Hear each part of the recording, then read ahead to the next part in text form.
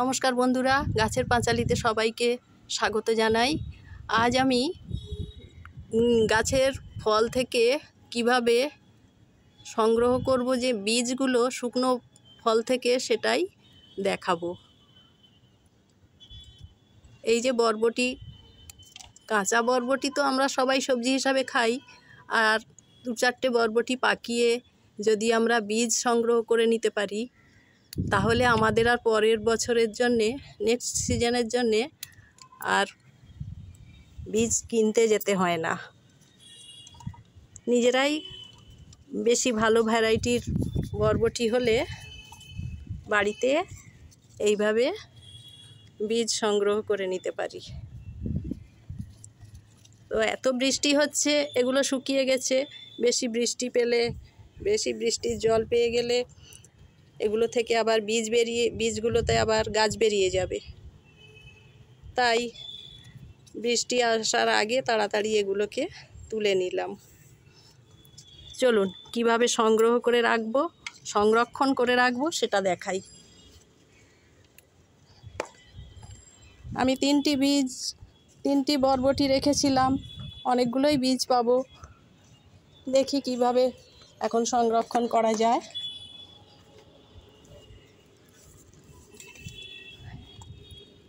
এই যে কেটে নিয়ে এলাম।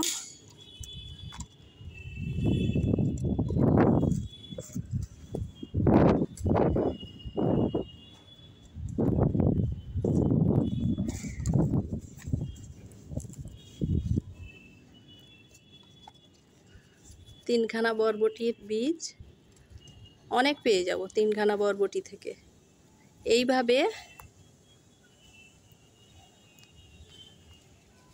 এইভাবে সংগ্রহ করতে হবে বরবটির বীজগুলো। আর গাছে থেকে তুলে ডাইরেক্ট রেখে দিলাম, তা করলে হবে না। এটাকে রোদ্দুরে ভালো করে শুকনো করতে হবে। শুকনো করে তারপরে সংগ্রহ করতে হবে। এই যে আমি আপনাদের দেখানোর জন্য একটা বীজ বের করে দেখাচ্ছি, কি সুন্দর পেকে গেছে বীজগুলো। আমাকে পরের বছর আর বীজ কিনতে হবে না। খুব সুন্দর হয়েছে না বীজগুলো? কত সুন্দর বীজ হয়েছে, একদম পরিপুষ্ট বীজ। এরকম অনেক পেয়ে যাব। এখন এগুলো আমি সব ছাড়াবো না এই ফল থেকে। এই কভারের মধ্যে এগুলো থাকলে খুব ভালো থাকবে, সেফটি থাকবে।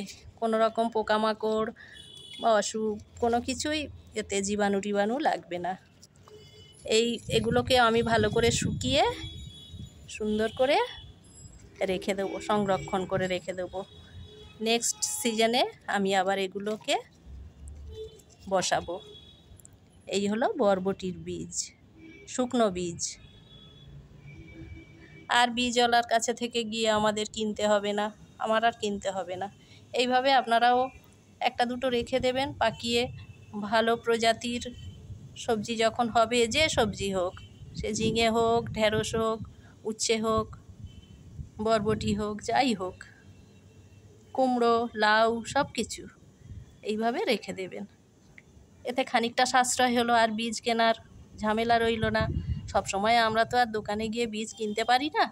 বাড়ি থেকে বেরোনো আমাদের হাউসওয়াইফদের পক্ষে খুব অসুবিধে। হ্যাঁ, সেই জন্য এইভাবে বীজ পাকিয়ে আমরা বাড়িতে তৈরি করে রাখতে পারি। তো আসুন, আবার অনেক সময় দেখবেন বীজগুলো পাকিয়ে আমরা রাখি, কিন্তু কোথায় রাখি সেটা আবার ভুলে যাই, নিজেরাই ভুলে যাই। তখন নিজের ওপরে খুব রাগ ধরে যে কোথায় রাখলাম, দরকারের সময় পাচ্ছি না, খুব বিরক্ত লাগে তখন। তার জন্য আমি আজকেরই খুঁজে পাচ্ছিলাম না একটা বীজ আমি কোথায় রেখেছি। অনেক কষ্টে ওই যে বেগুনি রঙের ধুতরা ফুলের বীজ আমার দিদি আমাকে দিয়েছিল, কোথায় রেখেছিলাম কিছুতেই খুঁজে পাচ্ছিলাম না। তখনই ঠিক করলাম যে না, একটা জায়গা করতেই হবে। সেই জন্য আমি সঙ্গে সঙ্গে এই যে চিন্তা ভাবনা করে শুরু করে দিলাম সব বীজগুলো একটা জায়গায় রাখার জন্য।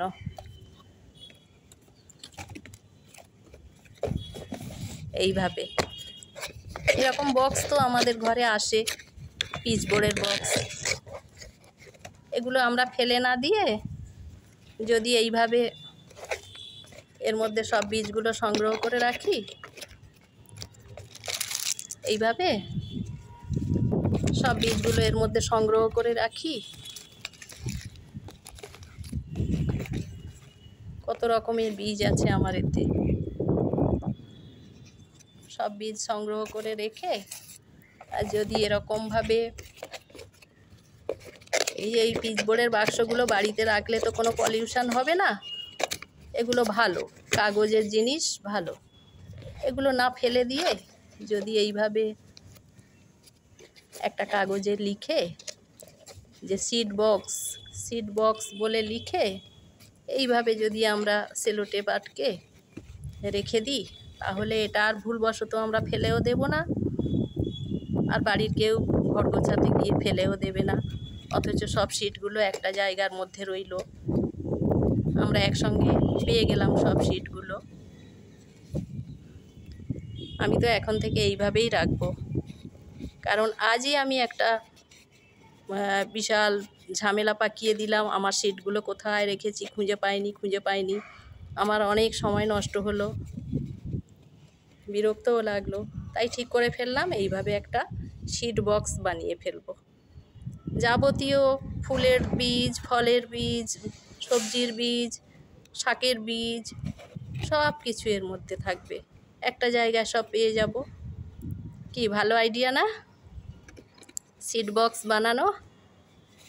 আপনারাও বানিয়ে ফেলুন। এরকম পিচবোর্ডের বাক্স তো আমরা হামেশাই বাড়িতে, এটা আমি কাঁচের গ্লাস কিনেছিলাম, অনেক বছর ধরে আমি এটাকে ব্যবহার করছি মানে ওই বাড়িতে রেখে দিয়েছিলাম, ফেলিনি আর কি, ব্যবহার করব ভাবছিলাম। তো আজকের কি করব একটা সিড বক্স বানিয়ে ফেললাম। এটা অনেক দিন ধরে আমার বাড়িতে পড়েছিল, ফেলে দিতে গিয়েও দিলাম না। দেখুন আজকের কাজে লেগে গেল তো। ওই যে বললাম আমি কিছুই ফেলি না, সব কাজে লাগাই। এটাও একটা জিনিস যেটাকে আমি কাজে লাগিয়ে দিলাম, সিড বক্স বানিয়ে ফেললাম। পিচবোর্ডের বাক্স দিয়ে সুন্দর একটা সিড বক্স বানিয়ে ফেললাম। খুব সুবিধে হবে, এখন একসাথে হাতের কাছে সব পেয়ে যাব, আর হারিয়েও যাবে না।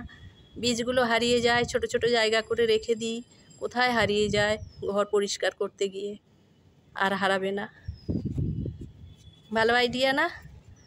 জানাবেন কেমন লাগলো আইডিয়াটা। আচ্ছা আসুন এবার দেখি এই সিড বক্সের মধ্যে আমার কি কি সিড রয়েছে সেগুলো একটু দেখে নিন। এটা তো আজকে তুললাম।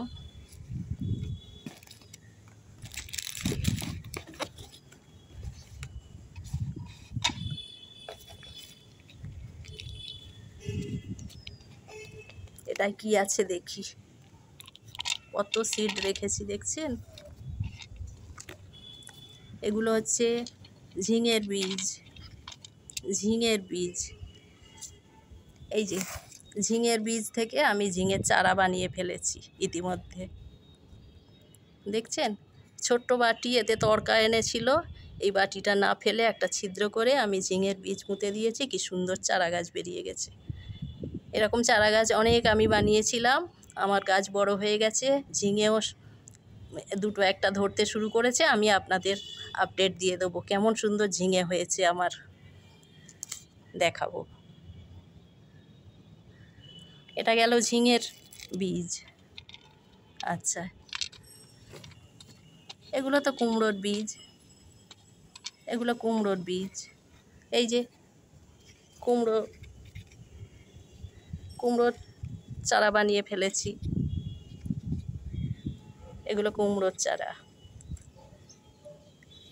এই যে ছোট বাটি, এতে দই এসেছিল, এই বাটিটাও ফেলিনি, এতে ছিদ্র করে এই যে কুমড়োর বীজ দুটো দিয়ে দিয়েছিলাম, দুটোই বেরিয়ে গেছে গাছ। এদেরকে শিফট করে বড় জায়গায় দিয়ে দেব।